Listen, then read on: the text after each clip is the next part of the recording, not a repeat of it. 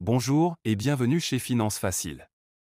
Dans cet épisode, nous allons vous proposer un point complet sur un autre critère qui présente l'avantage d'être l'indicateur de risque qui permet de sélectionner ou rejeter un projet d'investissement. Et qu'il s'agit du délai de récupération du capital investi, le DRCI. Qu'est-ce qu'un délai de récupération du capital investi? Le délai de récupération du capital investi, le DRCI, ou payback, qu'en anglais, est un indicateur de risque qui permet de mesurer le temps nécessaire pour récupérer le capital investi lors d'un investissement. Exprimé généralement en nombre d'années et de mois. L'investissement à privilégier est celui pour lequel le DRCI est le plus rapide. Étant entendu que moins ce délai est long, moins le risque encouru par l'entreprise l'est. C'est pour cela que le DRCI est la principale préoccupation de tous les chefs d'entreprise avant de choisir un investissement.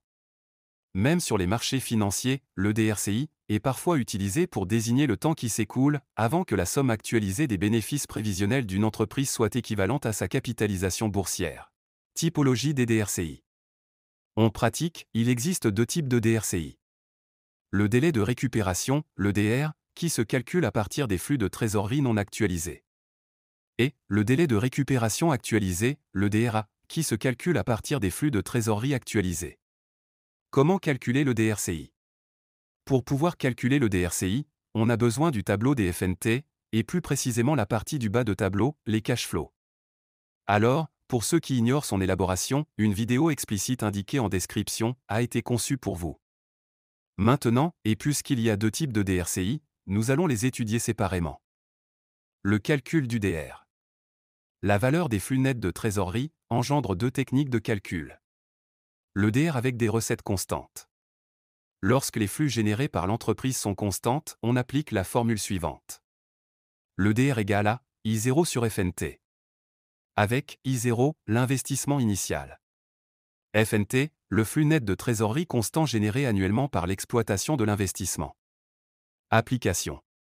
Comme vous voyez dans cet exemple les recettes annuelles, où les FNT sont constantes et s'élèvent à 2 424 000 $, l'investissement à l'époque 0 ou I0 égale à 2 700 000 $. Le DR égale donc à 2 700 000 sur 2 424 000 et ça donne 1,11 années. C'est-à-dire un an. Ensuite on doit multiplier la partie décimale 0,11 fois 12 pour trouver les mois, et ça donne 1,36 mois, puis cette partie décimale fois 30 pour trouver les jours. 0,36 fois 30 égale à 10,99 donc 10 jours. Si vous continuez de cette manière, vous allez même trouver les heures, les minutes et les secondes. Donc, DR égale à un an, un mois et 10 jours, le projet est rentable et moins risqué, puisque le délai nécessaire pour récupérer le capital investi est très court et inférieur aux durées d'investissement. Le DR avec recette nette variable. Dans ce cas, on peut utiliser plusieurs méthodes, qui conduisent à des résultats généralement différents. Petit a, méthode de la moyenne arithmétique. Dans ce cas on utilise la formule suivante. Le DR égale à I0 sur la moyenne, des cumuls FNT. Application. Soit le projet d'investissement suivant. I0 égale à 2 700 000 $. Le cumul des FNT donne 4 439 000 $, donc la moyenne arithmétique est 4 439 000 sur 5.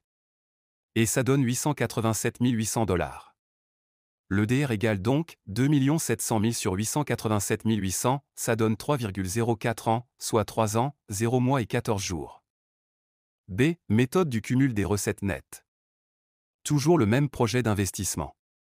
I0 égale 2 700 000, on remarque que ce montant est compris entre le cumul des cash flows de la quatrième année 2 15 000 et le cumul des cash flows de la cinquième année 4 439 000, donc le DR est compris entre la quatrième et la cinquième année, soit 4 ans, et quelques mois et jours, qu'on peut les déterminer facilement par l'interpolation linéaire, illustrée par le graphe suivant. L'axe vertical représente le cumul des recettes annuelles, et l'horizontale représente la période. Si on applique le théorème de Thallas, A égale C et B égale D, ce qui implique A sur B égale C sur D, on aura donc DR, moins 4, sur 5 moins 4 égale 2 700 000 moins 2 15 000, sur 4 439 000 moins 2 15 000. DR égale donc 4,28 soit 4 ans, 3 mois et 12 jours. C'est méthode soustractive. Cette méthode consiste à défalquer les recettes nettes jusqu'à avoir 0 $, ou à la limite arriver à montant inférieur au montant de la recette suivante. La première année, 2 700 000 moins 395 000 égale 2 305 000. Deuxième année, 2 305 000 moins 472 000 égale 1 833 000. Troisième année, 1 833 000 moins 574 000 égale 1 259 000. Quatrième année, 1 259 000 moins 574 000 égale 685 000. À ce niveau-là, la première chose qu'on peut relever déjà, c'est que le DR sera égal à 4 ans et quelques mois et jours, qu'on peut les déterminer facilement en appliquant la règle de 3. On a la recette de la quatrième année, 2 424 000, réalisée en 360 jours. Et 685 000, réalisée en X jours. Ce qui implique X égale 685 000 fois 360 sur 2 424 000 égale 102 jours. Soit 3 mois et 12 jours. Donc le DR égale 4 ans, 3 mois et 12 jours. Ce sont les 4 méthodes de calcul du DR. Avantages et inconvénients du DR. D'abord, la rapidité du calcul et la possibilité d'apprécier la liquidité que peut procurer le projet.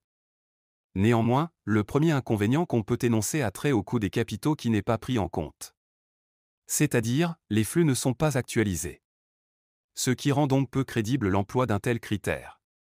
C'est la raison pour laquelle ils ont amélioré le DR en DRA qui utilise des flux actualisés. Le calcul du DRA. Les mêmes méthodes de calcul du DR, sauf qu'ici, les flux sont actualisés. Exemple, méthode du cumul des recettes nettes actualisées. Toujours le même projet d'investissement.